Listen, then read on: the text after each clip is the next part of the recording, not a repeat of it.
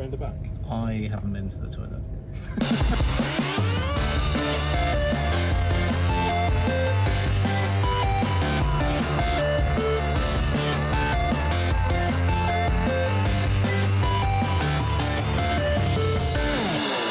Hello, and welcome to the Maverick Games podcast. I am Mike Brown, creative director here at Maverick Games, and joining me on the pod today is... Ben Penrose, art director at Maverick Games. Tom Butcher, exec producer at Maverick Games. And Fraser Strachan, audio director at Maverick Games. Oh, yeah. All right, we got the gang back together, just like episode 0 OG crew of the Maverick Games podcast. Is this the episode 0 crew? Yeah. I can't believe yes. it's only been 18 months. That's since, why we did this.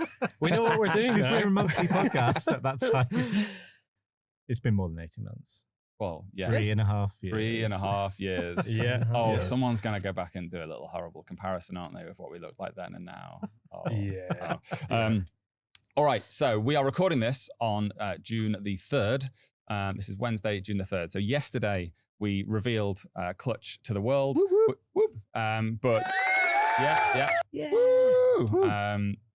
But you will not be hearing it this day because we're going to be releasing this over the weekend following our trailer reveal at Summer Game Fest. So we are recording this as though we are from the future, looking back on a show that hasn't happened yet, but we're going to assume that it was a success. And We're time travelers, literal time travelers. yeah, sure.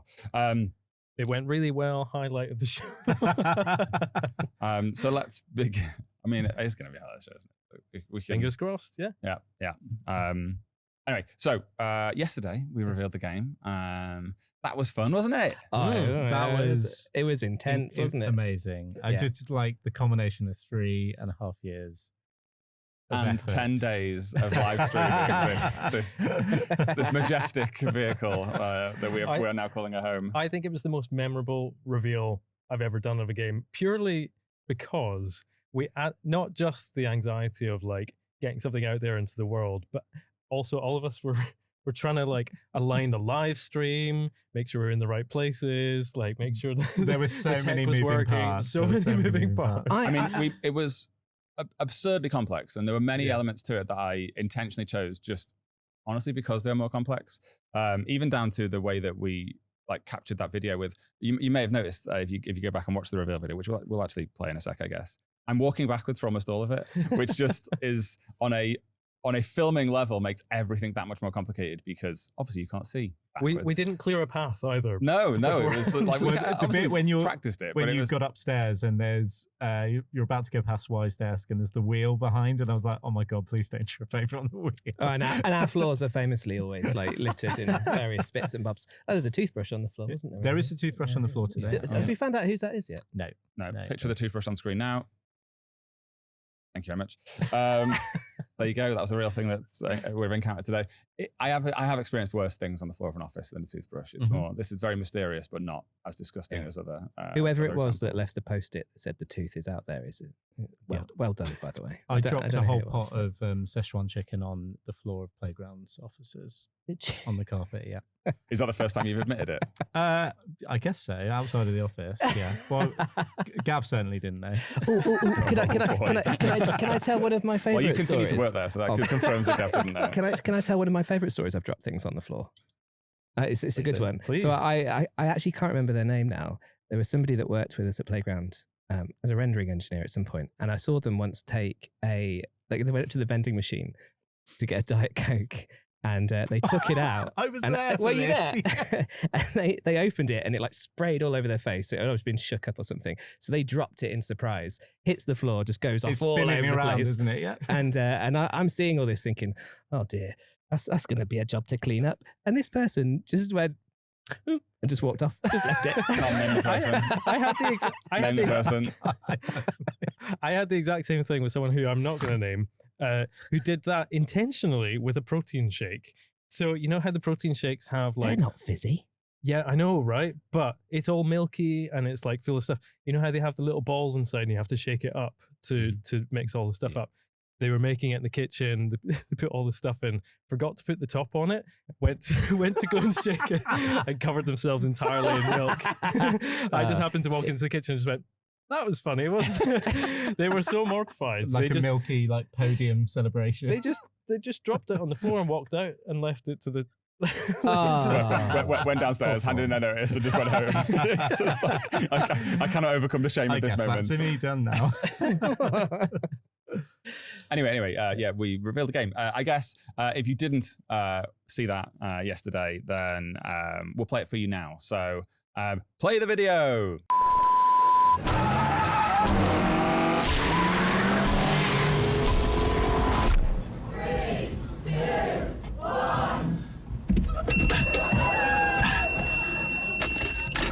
Hello. How's it going? Well, let's do this a sec. Here we go. Well, thank you for joining us. Appreciate you taking the time, especially those of you that have been here with us for the entire 10 days. Shall we reveal a video game? Come on then. So, myself and the team at Maverick, very, very excited to have you all with us here today.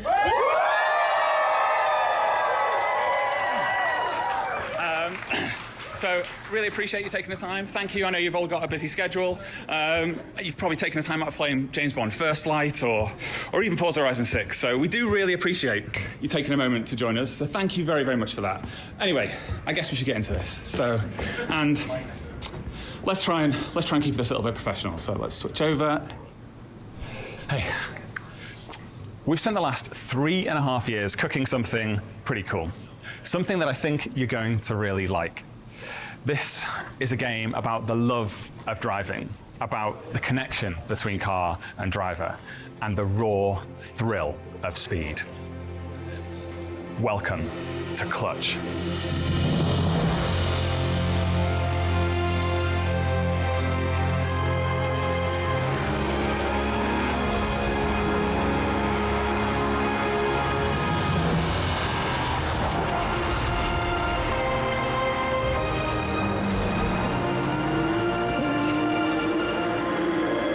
Clutch is the story of a pair of sibling racing prodigies competing in the R1K racing series.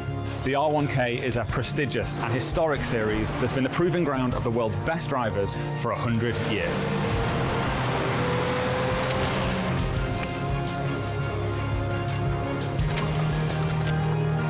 But away from the pomp and the pageantry and commercialism of the R1K is the Midnight Collective, a group of car enthusiasts who don't care about the money and the fame of the R1K. They care about the love of driving and the raw thrill of speed.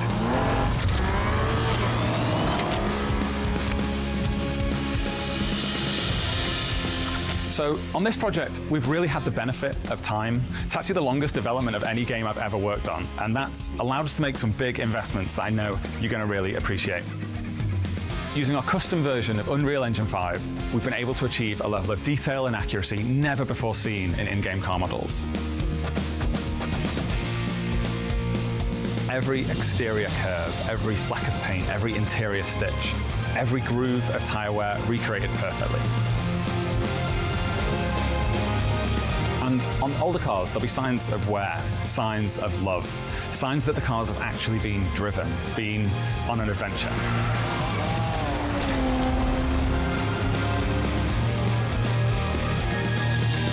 But all of this, it's not just a static presentation. A part of the joy of car ownership is that sense of connection between the car and the driver. And that's why we've pushed to set a new benchmark in car customization. From the options you'd select when you're speccing out a brand new car, to those aftermarket parts that allow it to become that true one of one.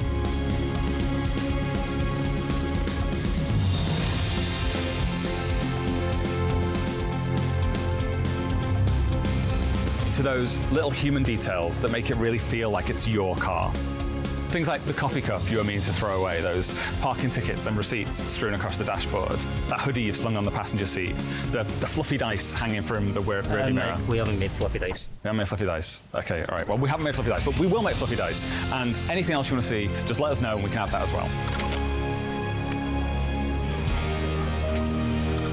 Now, we talked about the R1K and the Midnight Collective. But in the early part of our game, our hero gets himself into a spot of trouble. A spot of trouble that leads him to look up the services of a fixer. And in doing so, we smash open the doors to the underworld beneath the glitz and the glamour of the R1K. And whether it's in a high-speed getaway or if you're just out exploring this beautiful open world, Clutch Tech mods add new ways to move through the world at speed.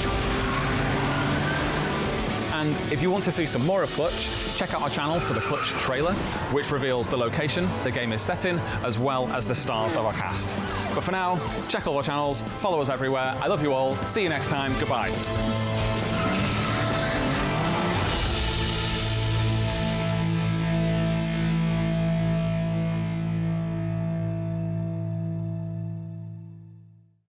Yep, there you go. That was a video.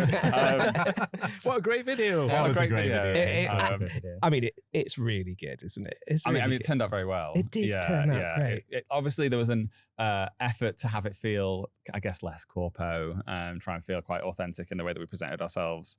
The fact that I threw the camera upside down at one point, genuinely not intentional. That was a genuine boomer moment. The feed that I had, it wasn't upside down because I was looking at the stream app I did that we were wonder. using. But obviously I'd at some point flipped the phone, so it probably has a feature where it doesn't flip because you might want it upside down for some reason.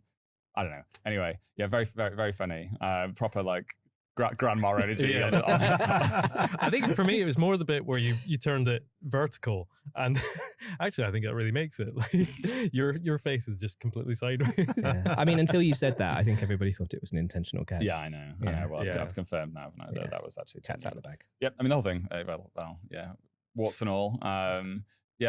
Even in it, like I've watched it back, and there's bits where I kind of mush words together and stumble and stuff. I don't know. Feels like. But that's That all feels right. real. It's definitely not. It's real. It's definitely It is not corporate, authentic. right? It's And authentic. I think it was nice to get a flavor of the personality of the studio into it as well. It feels very Maverick. Like, the beginning, it connects with a lot of the podcast stuff that we've done.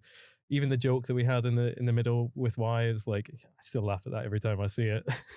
I mean, for those at home, with the bit where we had like live studio audience sat over here, that putting them on there and like having every cheer was decided approximately 4 minutes before the countdown finished.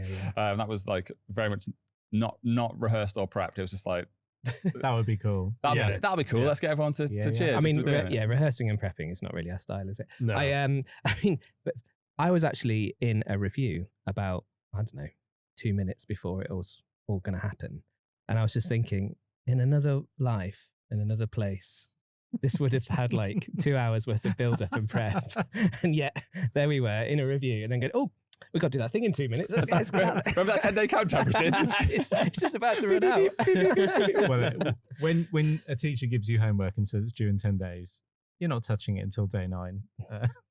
Thing I was really impressed with though was the cheer from the team was like legitimately like super excited on the first take. Like it wasn't British at all in the way that it could easily have been. I think everybody golf was, clap. Everybody was genuinely excited.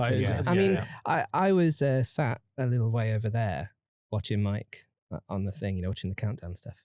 And I had a few people sat next to me and everybody was shaking. Everybody was like, oh, it's going to happen. What's it going to do? It's live. You can say and do anything. This could end it all. It was a proper magic moment. And cool. You know what? The thing that I love about what we did was the way we did the countdown stuff. Like, I know, because we sat in a room, right, and we decided how we wanted to do it. And there were a bunch of ideas that we came up with. And some of them were as crazy and as expensive as hiring cars and doing donuts and things in exotic locations so the game would be set. And we talked about loads of things. And then I think I said, oh, we should do something with a countdown.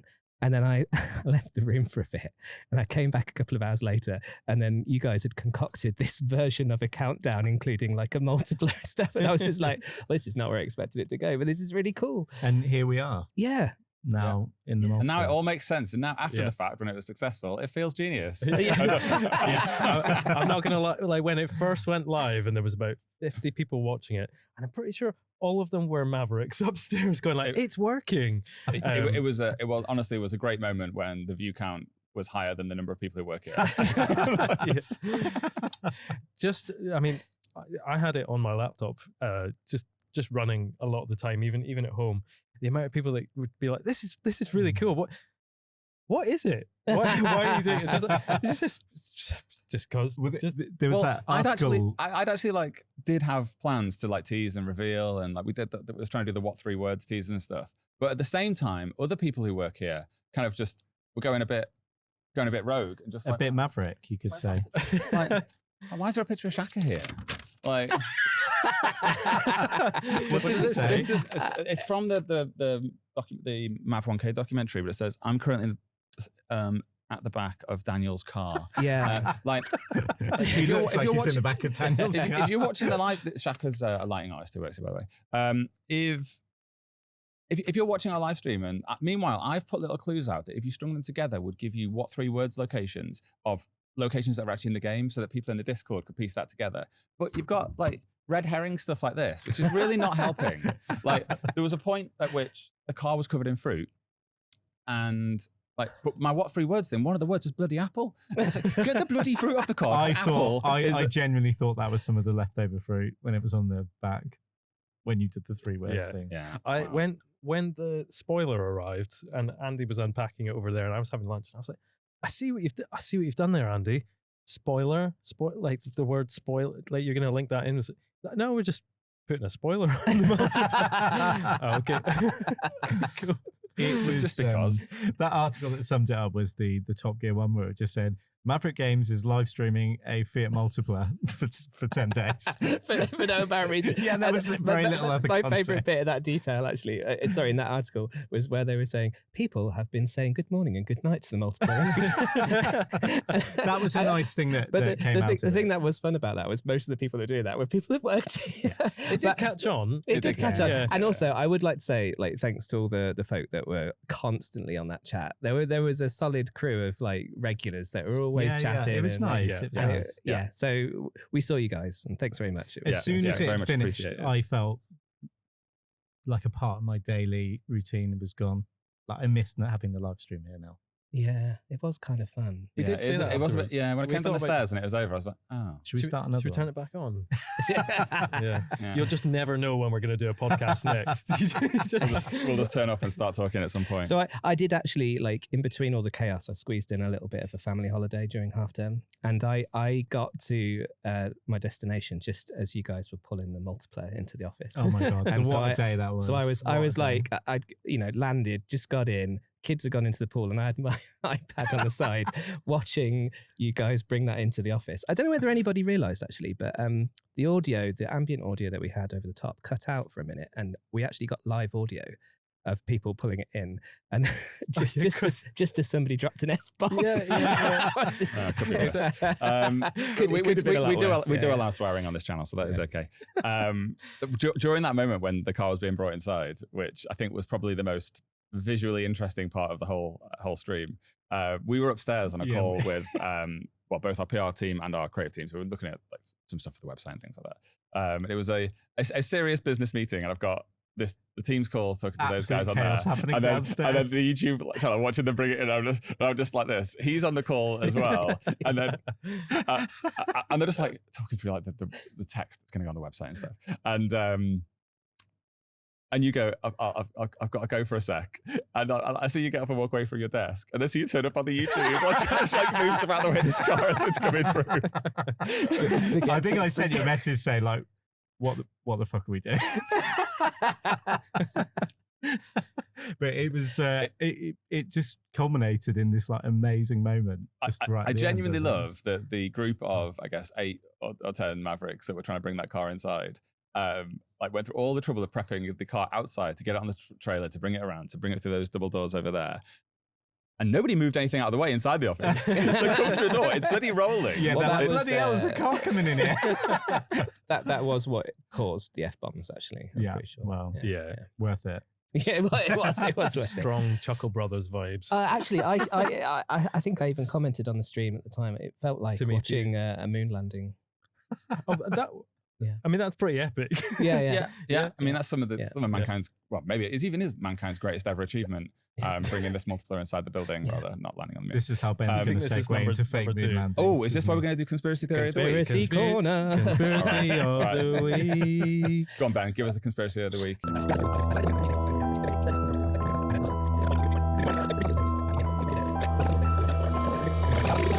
We've probably given that enough airtime. yeah, that's enough of that. We've got a video game to talk about. Yeah, sure. So, yeah, we've played the reveal video, so people saw what was in that. Yeah, so I guess we should play the video of this multiplayer getting bought in the office, as we just talked about it for 3 minutes. So, play the video.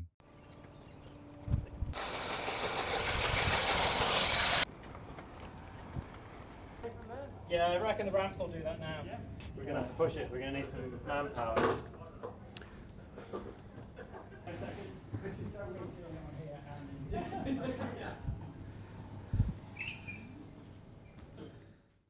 There we go. That was a video of this Fiat multiplayer being brought inside the office. As described. Yeah.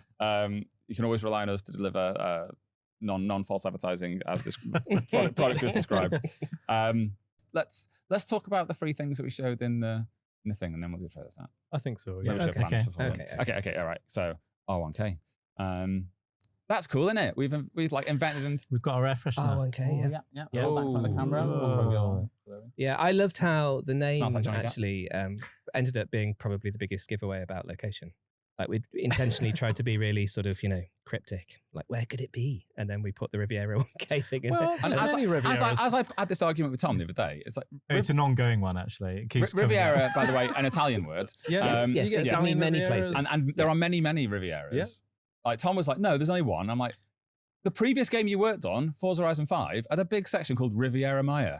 As I was proven Absolutely right, a lot of stupid. people straight away were like, Riviera, that must be in France. When that came up. Did they not? I mean, we were trying to give clues about the game. Yes. So it's Yeah, not like it's not like we broke anything. No, not a bad thing. Not a bad thing. Did anyone know? By the way, we're all wearing the same lovely clutch t-shirts. Oh my God. Did anyone? That's Did, anyone embarrassing, isn't it? did anyone actually clock that you walked past the multiple wearing this exact t-shirt No. like 3 days before the reveal? And on the last podcast, we said the word clutch a load of times as well. Yeah. But yes, There you go. R1K. Oh yeah, okay, that feature again. Yeah.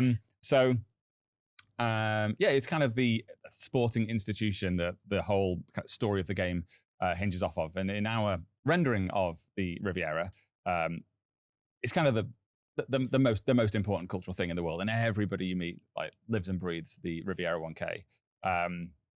Ben's done a lot of work on the kind of like the history and the styling of it. Yeah, it was one of the very first things that we did actually. Like almost like it's got to be coming up for like 2 and a bit years ago. Mhm. So we came up with some really cool little backstories for each of the teams, where they came from. Like And you'll have Who seen would've- some of those teams in the you would have seen some of screenshots. those Yeah. teams, yeah. And then we did a really cool collaboration with a real world F1 livery designer who is a friend of the studio, and they helped us come up with all the really lovely design work that you've seen on the cars. Make it feel super authentic. Mhm, mhm. And then we sort of did a load of work as well with the narrative team, where we started to imagine what the backstory of Mhm. that series would be as well, and have gone as far now as to include some of the older models of cars that are going to be in the game. You'll see them represented with liveries, but as they would have looked maybe back in the 80s or the 70s. It's the first time I saw those. It's so cool. Yeah, it's really nice. Yeah, It's- We kind of thought it was pretty important to pull together an almanac Yeah. of the history of it, because these kind of things in games can get really wishy-washy if you don't have your history correct. We needed something to reference back to make sure that we knew who the previous winners of the R1K were. We knew what race teams used to exist and who have dropped out since, historical sponsors, all that kind of stuff, and also like the origin of the R1K name as well. That's something that we didn't just pluck it from midair. We like, it actually has a story behind it. The idea that these two friends actually raced 1,000 miles to beat each other, and that was the beginning of the prowess and who could win, and that turned into this race series. All of that feeds into pretty much everything throughout the game, and as we're creating a very narrative rich game, that has serviced us pretty well. Yeah, totally. And it's even seeped into the way we think about the world design as well. So one of the things that people will hopefully appreciate when they get their hands on the game is when you drive around. Obviously, there's lots of circuits that the R1K has as circuits that are in the game that you can race around. But when you go to those locations when it's not a race day, you'll still see evidence of that being a real world racetrack at some point. So all the rumble strips and the the bits of coloured tarmac runoff, all those things sort of stay ever present in the world. And it's just this reminder that this is a world that is completely obsessed with racing and this institution that is the R1K. So I think it's been this really lovely layer of extra storytelling that we can throw into the world and sort of really ground things and make everything feel like it's this living, breathing alternative reality where everybody's even more obsessed with cars than they are in the real world. Cool. Yeah. Great job, guys. And then as the counterpoint to that, we have the Midnight Collective. Now, as much as we just sold the R1K and all of its beauty and history and romance, there are some who think it's kind of lost its soul and it has become a bit overly commercialized. And the reaction to that is the Midnight Collective, which is an alternate group of car enthusiasts who pitch themselves as they're really kind of just doing it for the love of the game. They're doing it because they love cars, they love the community that builds around cars, and we've tried to make that feel very authentic to real life car culture. I think there is often a little bit of a trap in media when you're trying to portray street racing, that you kind of make it a little bit cringe, a bit cheesy. So we've tried instead to have all the people that you meet there feel like the kind of people that you would meet at a Cars and Coffee event, and have that same kind of feel to it, where you'd go there and as you go in there in the game world, it kind of feels like a place that you'd want to go hang out, and it feels like you're with people that are similarly minded to you, and it doesn't, because that's the reality, right? You go to like there's a place very close to us called Cafe in the Machine, which we go to quite a lot, which is this sort of it's a pub in the middle of nowhere, really, but it also turns into like a car mecca every day where everybody turns up with their pride and joys, and there all sorts of stuff turn up, Lamborghinis and souped up street cars, all sorts of stuff. But you go there and all the people are super lovely and they just want to talk about their cars and have a nice time with you. And quite often that scene and those sorts of people in games are sort of presented as, super cool bros who are like, yeah, man, whatever, like, let's go race some cars.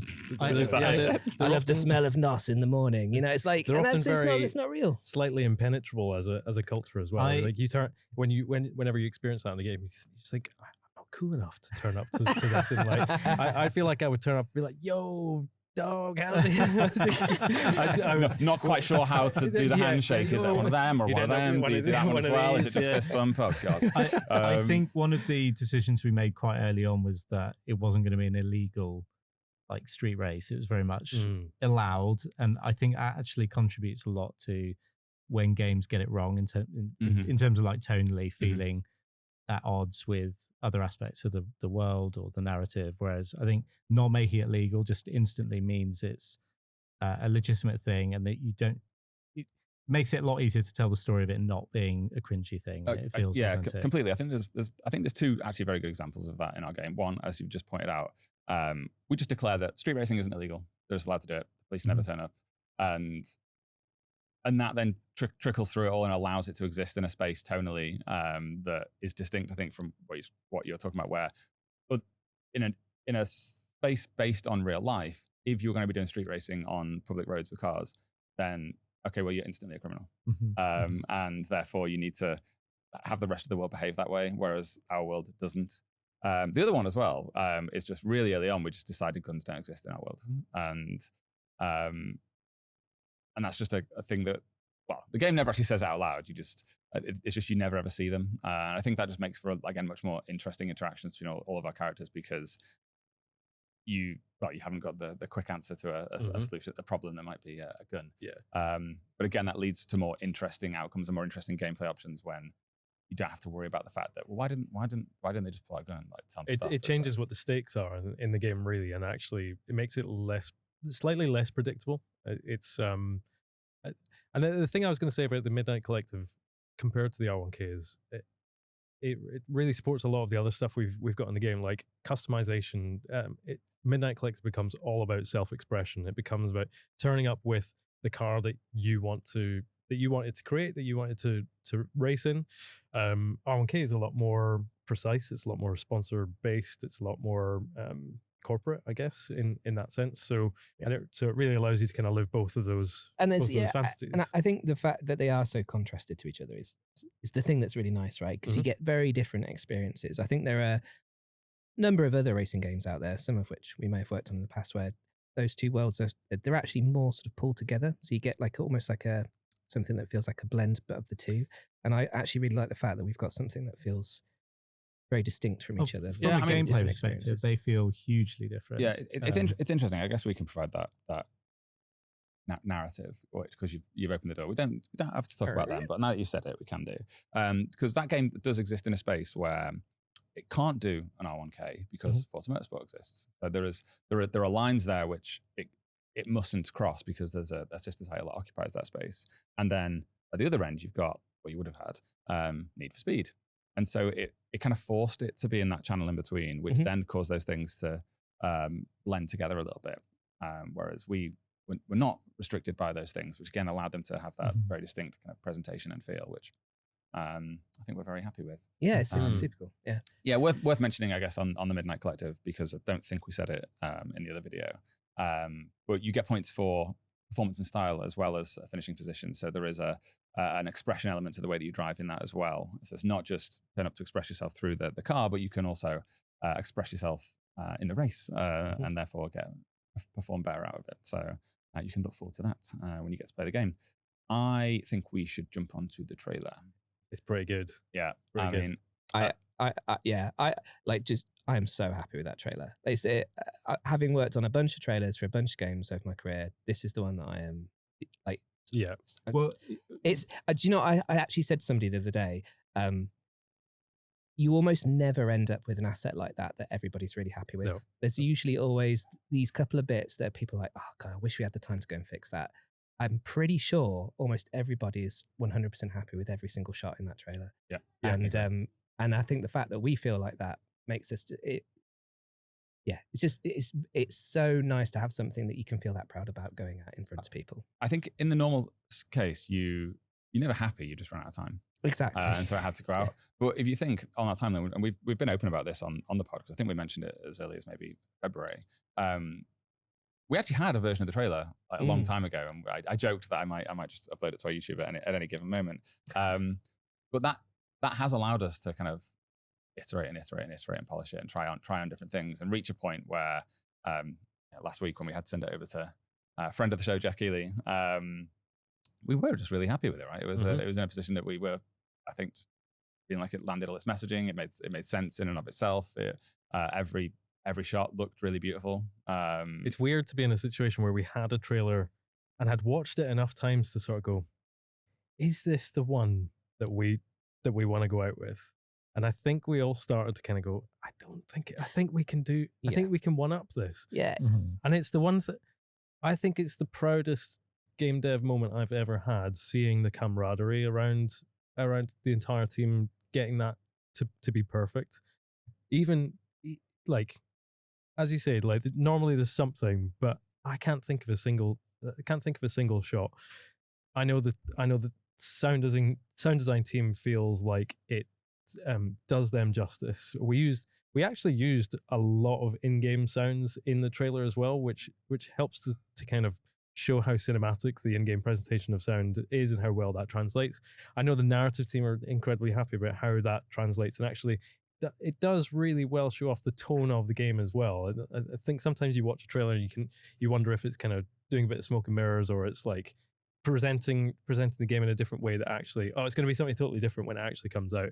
I think you watch that trailer, that is the game. Like that's exactly what you get. That's a really good point. I actually kind of wanted to take this opportunity to dispel a few untruths I've seen floating around.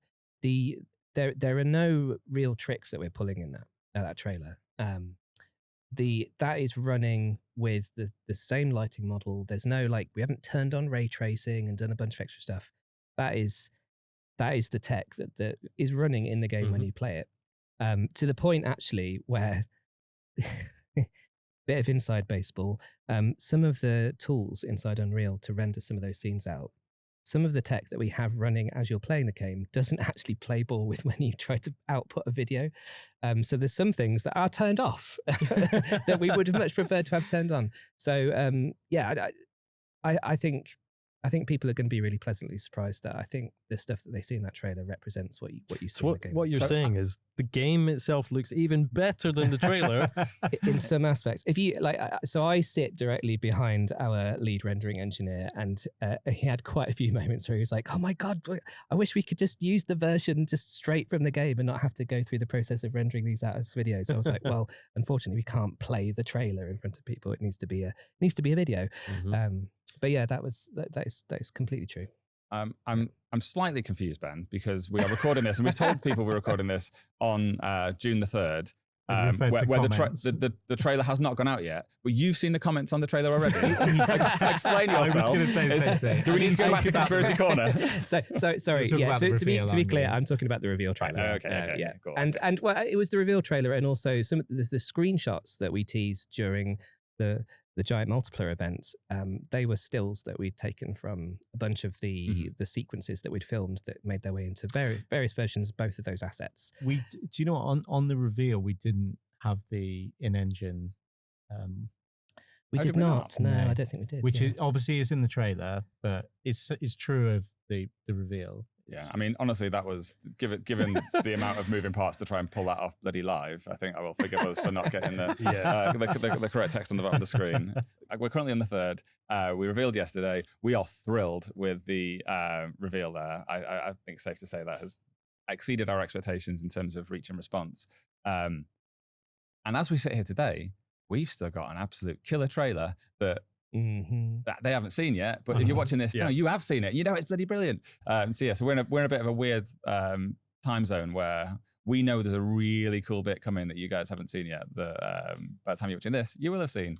And normally a lot of game announcements that we've done in the past, we wait for the big event and that's it. That's the thing that shows, and it's like, here you go, surprise. Whereas this is the first time we've done a big reveal. Everyone's gotten super excited about it, and we're like, just wait a couple of days. just you wait. And if you are watching this between the 5th, when we do the trailer reveal, and I guess the 9th, 10th of June, know that the embargo on the 10th lifts, and we'll be showing a load of gameplay as well. There's a load of press and content creators that will be revealing the gameplay that they have captured. Of the game. Like we're on the eve of a bunch of the team flying out to Summer Games Fest.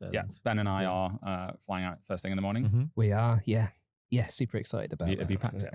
No. It's not 10-day countdown, saying he's not started packing until 9. Just grab 10 of these, you'll be fine. I like in various aspects of my work life, I like to be nicely prepared and have things sorted ahead of time. When it comes to my real life, as my wife will attest, I'm hopeless. Cool. Flying to Summer Game Fest is your work life, though. So that's a good point. I don't know. I feel like the clothes inside my suitcase are not. But I guess they are. What have you got planned when you're out at Summer Games Fest? Talking to like a zillion journalists. There's no Disneyland this time, I'm afraid. And what does that look like when you're actually doing that? We, as part of Summer Game Fest, Jeff Keighley runs an event called Play Days, where we've got a little room, basically, and it's, I think, quite a small room in which various press will join us for approximately 45 to 60 minutes presentation, where we'll just be playing the game with them, showing them all the cool stuff. So it'll be a lot of the things that you saw in the trailer, but they'll be seeing it as in play. And we kind of introduce them to all those cool things and let them know about the game. And they can ask us questions as well. So it's probably worthwhile saying all the stuff that you were mentioning about the improvements we were making for the trailer that look and sound incredible. The game that we were actually pulling together for this demo has all of that stuff in it. It benefited from all these changes. There was a lot of stuff that we were pushing. And as always with this stuff, when we're working towards a big deadline, like that push just adds the extra polish to the game, which it's always what gets the team excited. Yeah, there's a bit of a like when you start doing that sort of work to get something ready like that for a demo or a trailer, there is sometimes like a part of your brain where you go, oh God, we're going to spend ages doing this thing, and actually we could be spending all that time making the game great. But the truth is actually that does, like, the two things happen at the same time, because you're forced to basically get the game looking to a point where you want it to feel finished. All those little things that you've kind of been pushing back and thinking, we'll tackle that another time. This is the other time. And because it happens through, a lot of it happens through quite a compressed time period, you actually In fact, I saw it today.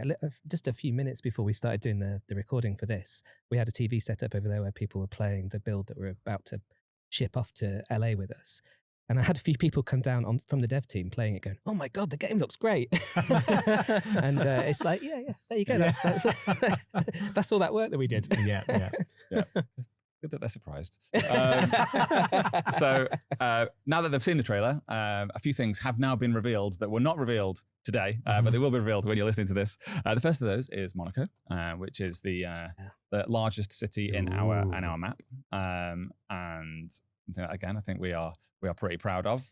I mean, that we said it all the way through development on it, but it really feels like the type of thing you could put as a singular feature, just having that there, because it's such a magic place to drive around. Yeah, it's one of the most complex cities ever built in a video game, I would say.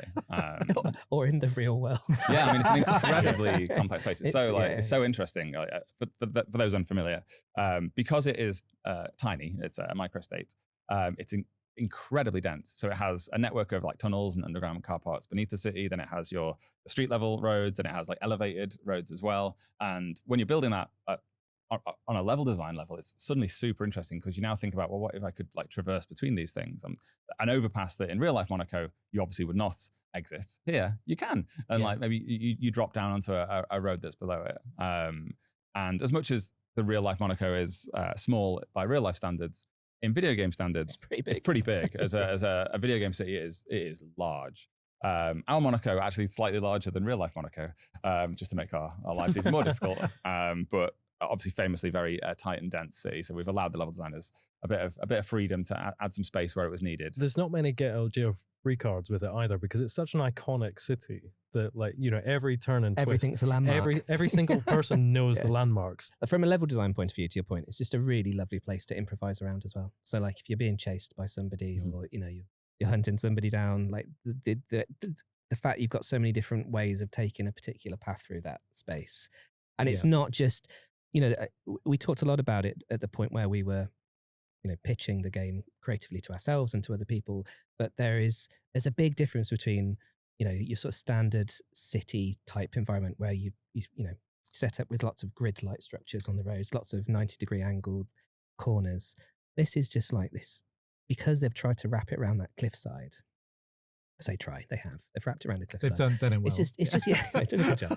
It's just so organic and sprawling, and the road network's so interesting. It's just that improvisation's definitely a thing. Like in terms of, I need to get off this road. I'm being chased. Just smashing through off the barrier down onto another level is just never gets old. Yeah, I mean the first 3 shots in the trailer, they show the scale of Monaco. Because in order to show it and in its iconic state, you have to show all of it. Like every postcard pretty much has all of Monaco on it. There's no way to chop it in half. Yeah, totally. And I think the other thing that, to your point again about it being slightly bigger, I think the other thing that gives that impression is that we, as well as everything needing to be increased for the level design purposes, we've also included like the suburbs, right? So there's the bits around Monaco, and I think that's really important. Some people call that France. But I think that stuff's really important when you're trying to tell a story in a space, right? Because it can't just be like the Hollywood version, or not the Hollywood version, like what's the thing I'm thinking of? Like the, you know, that spaghetti Western style towns where it's just a frontage. It's just like like you have to build the stuff behind it, because you have to believe that this world exists for the characters and the story that you're telling to actually make also sense. that stuff's visible, like from when you see the vista of it, it's like literally on the mountains. Yeah. You're telling yourself you had to do it. That was an expensive option that you chose to take. It was definitely we could have made peace with not doing that, but we did. We did it. So the other thing that we have now revealed, because the trailer has come out, is our cast and then the stars of our cast. So potentially not clear from the trailer is that as you're playing through the game, you'll play as 2 protagonists, and you will jump between them either by choice or because the story requires it. Those are Theo and Cass. Fraser, you've spent quite a lot of time with them. Do you want to talk a bit about that? Yeah, definitely. So we've got Toss and Cole, who is Theo Marshall. We've also got Little Sims, who plays Cash Marshall, his sister, and Peter Serafinovich, who I can never say his second name properly, but McBride. McBride. There we go. That's a lot easier. Who plays George McBride? Gregory Montel, who is Theo and Cass's adopted father, Ludo. A lot of people in France are very, very aware of Gregory's performances. He's prolific in France television and film. One name you didn't mention though is Jane. Jane Perry is, of course, yeah. So we've worked with Jane before. She has appeared in a couple of the Forza Horizon games. Jane has actually appeared in basically every game. I think she's got over 100 video games. Yeah, exactly. Over 100 credits, I believe. I think we were asking a lot more of her for this game than she did on Forza Horizon. Definitely, yeah. For those who don't know, she was Anna in Forza Horizon 2. Anna the sat nav. Yeah. Yes. It's not just a sat nav. It's your automated natural navigation assistant from the Horizon Cambridge offices or whatever it was. I won't say the reason for that line. I don't want to get that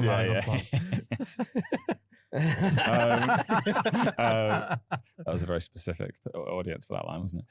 And yeah, we've been working with them for about 2 years now. We did motion capture performances start of this year. No, it was about a year ago, almost a year ago today, really.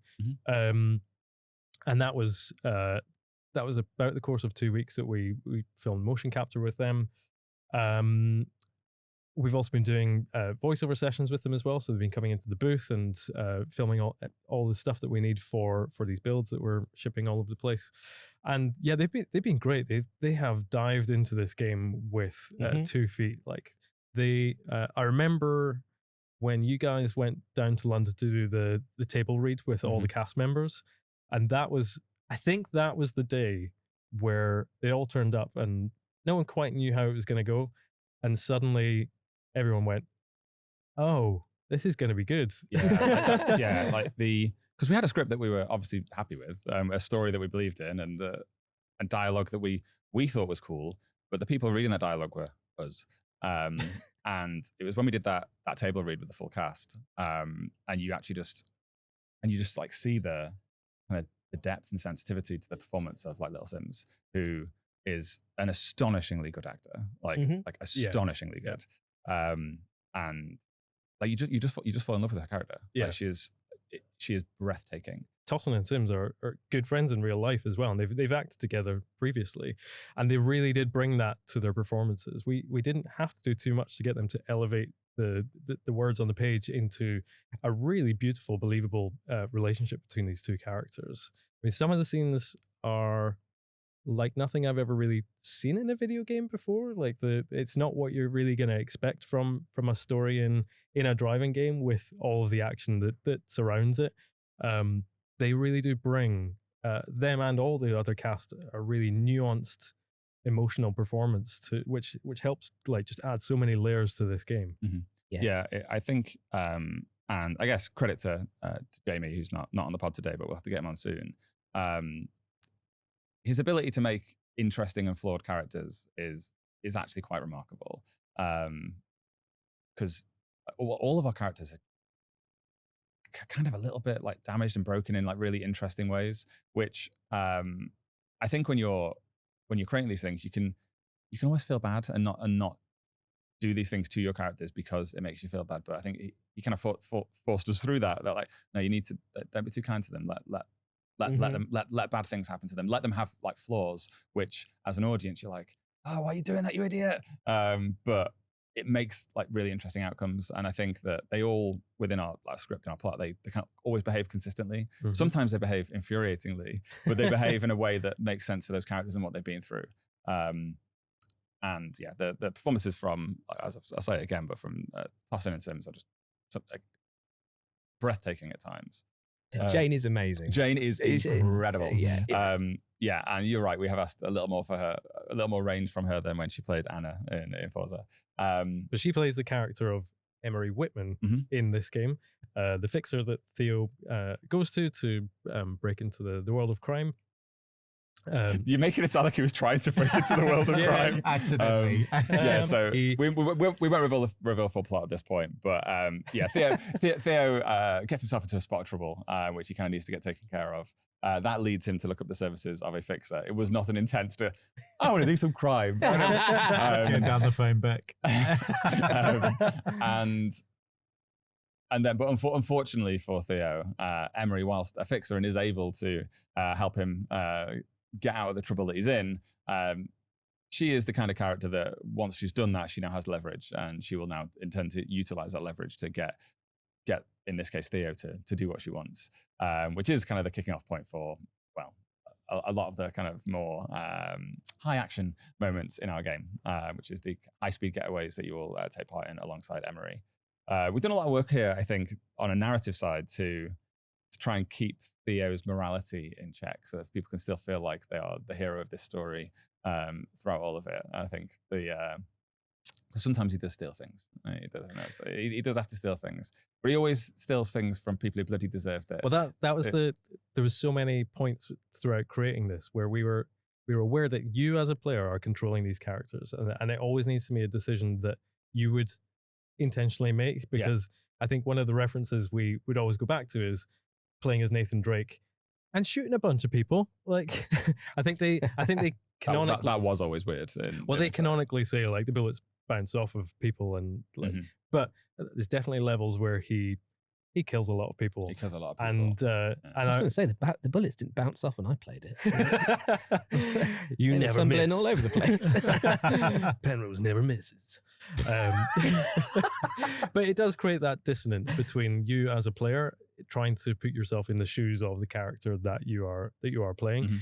And that's something we've been really conscious of, making sure that there's always a moral reason, a good justification, a good story that gives you the reason to want to do the things that this character is set out to do. And in that sense, I guess Nathan Drake is actually a good reference point, because he also steals things, but he's still the hero of that story. Like, he's still a good guy. I guess Lara Croft, another example of in certainly the newer Tomb Raiders, it's always like they do the work to morally justify that, and I think that's very similar to where we've balanced our story as well. All right, so let me just check that we've done everything that we had on this list over here. We've got a thing at the bottom that says tease things we haven't shown yet. I guess we just did that a little bit. We just did that a little bit. Mentioned. Anything else for teasing? We didn't talk about Clutch Tech. Yep. That's good tease. You can bleep that out. No, well, I said it in the video. We said what it is. And it'll be in the gameplay video on the 10th. You'll be able to. We'll be showing it I think it's in some of the other B-roll that you're putting together, so people will see that. I just think that it's such a big topic that I'm going to suggest we save that for a later pod. Other things for later pods is all of the music that you guys have been putting together. We have been very busy. We've been out and about. We've now recorded majority of the soundtrack for the game. So I believe in a future podcast, hopefully very, very soon, we're going to get Dave Fox, our composer, on. And we're going to talk all about it. We're going to show a little bit behind the scenes. Do you know another thing that we should talk about at some point? Probably not now because it's a giant topic, but I would really love it if we had some of the maybe some of the guys that have been turning Unreal 5 into a thing that is entirely our own, and how they've done it and what they've done, because we've done a lot to that engine to make it do the things it needs to do. Yeah. I mean, it's quite an interesting proposition. The thing that we've tried to do, right? Making an open world racing game in that engine. It has a bunch of challenges associated with it. I'm blown away with what the team have been able to do in terms of making it do those things. I've just visually got this idea of like an engine with like a supercharger and like a turbo and stuff. That's like bolted onto it. Yeah. All that customization, baby. Yeah. Okay, well, I think we've set up the next few episodes of our podcast there. So I think in 1 to 2 weeks' time, Fraser and Dave will introduce us to the music of Clutch. 1 to 2 weeks after that, depending on how much we get our act together, we'll do one on Clutch Tech, and we'll get some of the designers onto things to talk about that. And then let's go tech after that. Yeah. Well, guys, we've got programming. This podcast where we can actually talk about Clutch. This is going to be really amazing good. when you don't have to just tread water. Yeah, we're just like we're for 3 dancing years. around it for 3 bloody years. Thank you for sticking with us for that, by the way. Well, we said effectively nothing for the best part of 3 years. It's nice to be able to say the word clutch. Clutch, clutch, clutch. Clutch, clutch, clutch, clutch, clutch, clutch. Is it- We is don't it say a it too bit- much. Oh, yeah. It will lose all Clutch, meaning if you clutch. say it too Yeah, much. yeah. We should, okay, one final topic then before we call it Clutch. So that we've never had a code name for Clutch. Like Who There needs was those? there was a silly, okay, we could there talk was about that. silly I guess. brief. Yeah, we There have was one a brief enforced. code name. So on maybe day 2 of the company, it was we need a code name for it. Okay, let's do a car part. Let's call it Clutch. And that was my just choosing a code name at semi-random. And so we started to call the game Clutch, and we were writing out documents and things like that. And it was, I reckon, 4 days after that, I was sat in my living room going, we should check if we can trademark that. That could just, forget code name, that can just be name. And you then start to, and which will become more obvious when we kind of reveal more of the game. Like you can use it like interestingly in like game terminology and sentences and stuff, which gives it like multiple meanings. And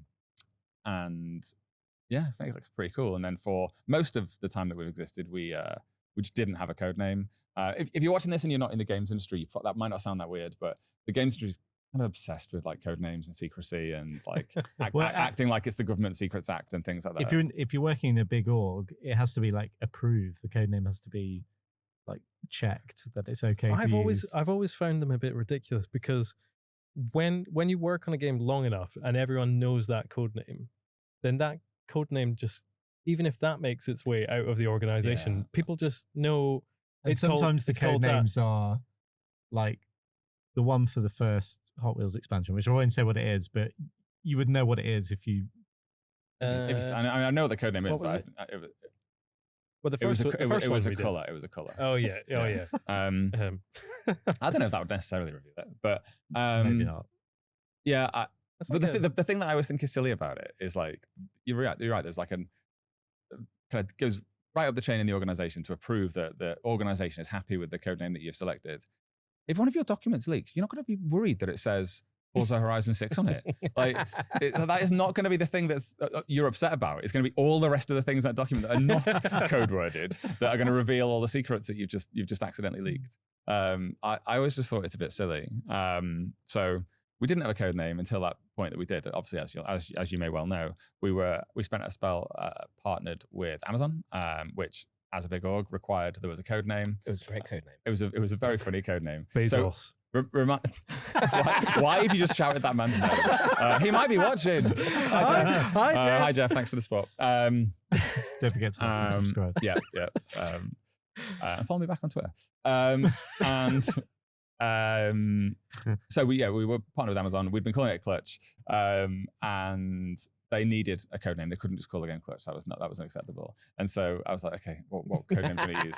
And they said we were thinking we're going to call it Project Monaco, and I was like, fine. If that's what you're going to go with, that's fine. And it's like Clutch is just the name of a car part. It doesn't reveal anything. Whereas Project Monaco, as you now know, is where the bloody game's set. We came out of that meeting and Fraser said to me like, I feel like that just tells you everything about the game. And I was like, yeah, I know.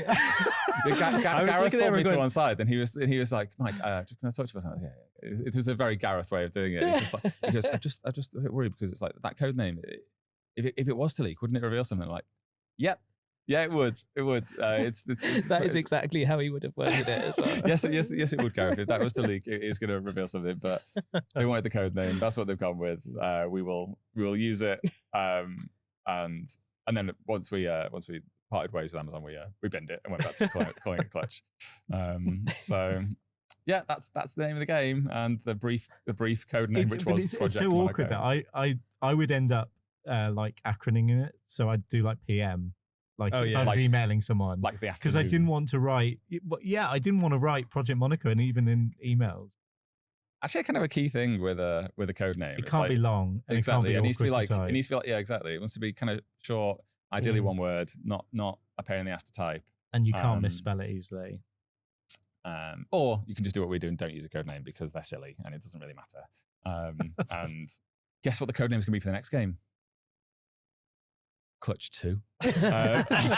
And with that, I feel like we've run out of steam. We've covered too many topics. I really appreciate you sticking with us on this one. It's probably going to be quite a long pod. But hopefully we have told you more about the game. And I promise you, on all future episodes, we're now going to go super deep and bring you along with us and let you know how we've done everything, why we've done everything, and why this is a game you need to be really excited about. So thank you very much for choosing in. Remember to like, subscribe, follow us everywhere. And I guess without any further ado, thank you very much and goodbye.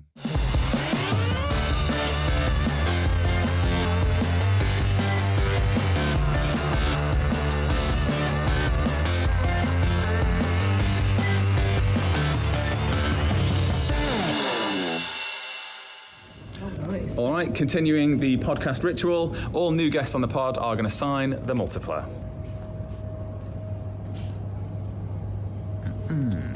Okay.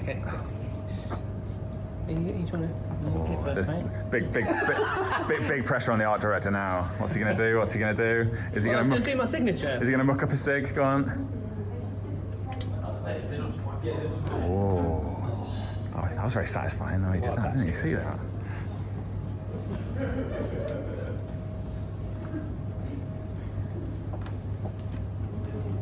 Tommy B.